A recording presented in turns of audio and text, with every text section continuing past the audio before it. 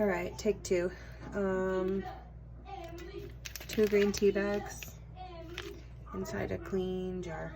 I'm gonna give you this jar. 1/4 cup. This is a little bit more than a 1/4 cup, but that's all right. 1/4 cup of honey, raw unfiltered honey, organic green tea if you can. Then we're just gonna fill this up with some water.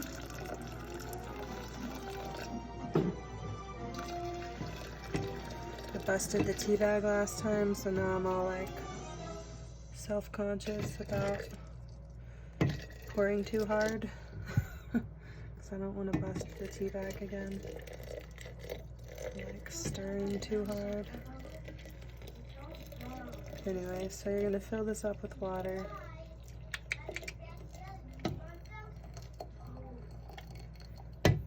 You want to leave about 1/4 of the jar up top. Here, let me show you. See? Oh, there's the wine glass. It's empty. 1/4 of the jar. Leave that empty up top. And then you're going to want to put 1/4 cup of honey in.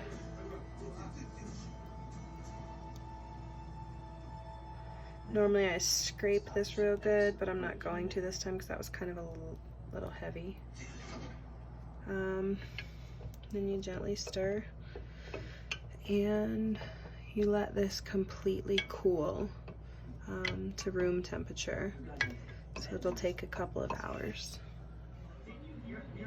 All right, so we let the green tea cool. I removed the tea bags, keeping in mind that everything needs to be kept clean throughout this whole process. So at this point in time, I've got 2 green teas here, this one and this one. This one's yours, this one's mine. And I'm gonna take one of the scobies from here. This one has some air pockets that formed in it, just totally normal. So I'm going to take a SCOBY or 2 from here and I'm going to put it into your jar, and a SCOBY or 2 to put into this jar along with some of the juice. So these 2 I'm going to take. This is what the SCOBY looks like. I'm going to take these. I'm going to put them right in here.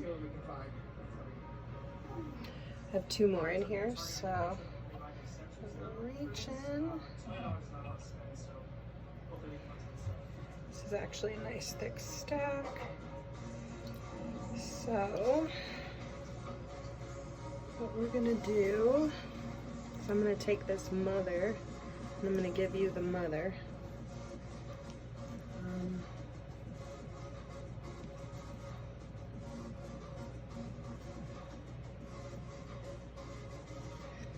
Separate these out.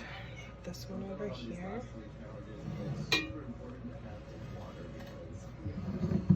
All right, so right now you're gonna have the main SCOBY, and then the second SCOBY is on there, okay? Just totally fine. At some point in time, this may come off, and then you just discard it. So I'm gonna put this into your jar here. And sometimes usually they like to float on top, but I've noticed that at times they don't, and they go float around in other ways. So I'm going to do a little stir just because I want the juice. Normally I don't stir it, and I just pour the top juice, the juice from the top of this container, into this one. But because I'm having to pour some of this juice into both of these, I'm stirring it some. So now I'm going to gently move the SCOBY over to the side. And we're gonna do a little pour. And there you go. Now that SCOBY is it's about enough. Let me do a little more.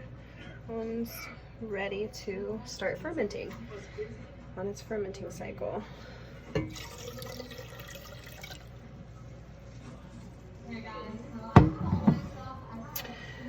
And then what I will do is the 2 green teas that have the scobies in them that are on their first fermentation cycle. I'm going to take 1 paper towel, which is why it's important to have paper towels on hand, so you can find them, buy yourself some. And then you're going to take a rubber band, and you're just going to rubber band this towel on. This keeps all the particles out of it that you don't want in it. You can use nut cloth or cheesecloth, but this is going to keep all the particles out. So, and then also let it breathe, because the SCOBY needs to breathe. So now what we're gonna do is we're gonna take the SCOBY juice that's finished with the first fermentation cycle, so the leftover SCOBY juice. We're gonna turn this into some kombucha by adding, it's probably, for your jar, you'd wanna add like a cup of fruit. And so I found that if the fruit is not sweet, you probably need to add a sweet fruit like apples. So like if I just want ginger, I need to add a couple of apple slices for it to get bubbly on that second fermentation cycle. So I would do ginger and apple slices. All right, so I'm going to do a ginger. I do ginger in all of it. I'm gonna do couple slices. I like to slice them thin because I feel like that's more surface area that gets absorbed into the kombucha. So I have some slices of ginger. It's up to you. You can adjust it however you want. You don't have to add ginger. I just prefer it with ginger. So I'm gonna do some ginger. Mine's a little less than I would normally have because I gave some of that first fermentation SCOBY juice to the other 2 jars. So I'm just gonna like take some strawberries, put those in. Again, keeping everything clean. The wipes down the counters in between.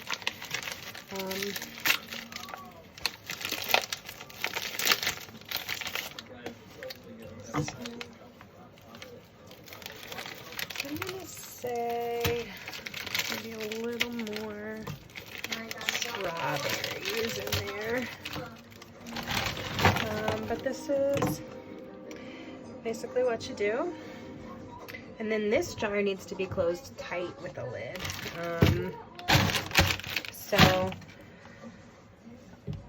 hold.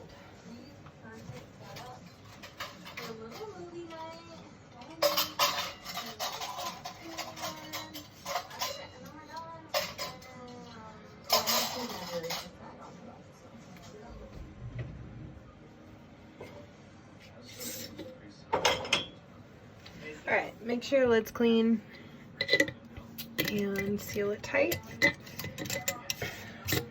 I like to get a dry erase marker, and I like to write on it the date that this started.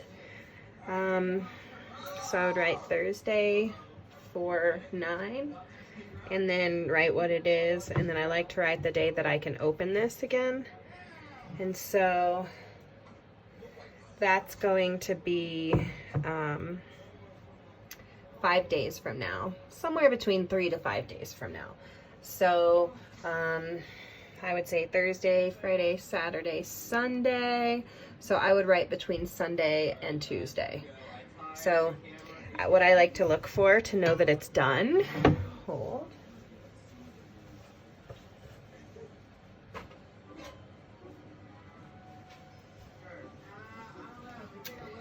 is it starts to get bubbly on the top, and it's a few days, like a couple days of bubbly is what you want.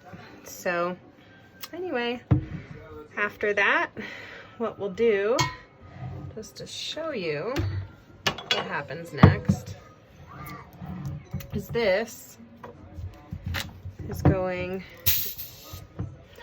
to overflow, so be careful. Well, we're gonna let that sit a moment, but this will get strained. You can either use a mesh strainer, or I just use this spoon. I haven't poured it out of this one yet, so I may have to use the strainer for this type of bottle. But if it's coming out of like a jar, then I just use the spoon to block, and I pour, because then that way I still get like some of the bits of the kombucha culture. So let's see. Shit. Well,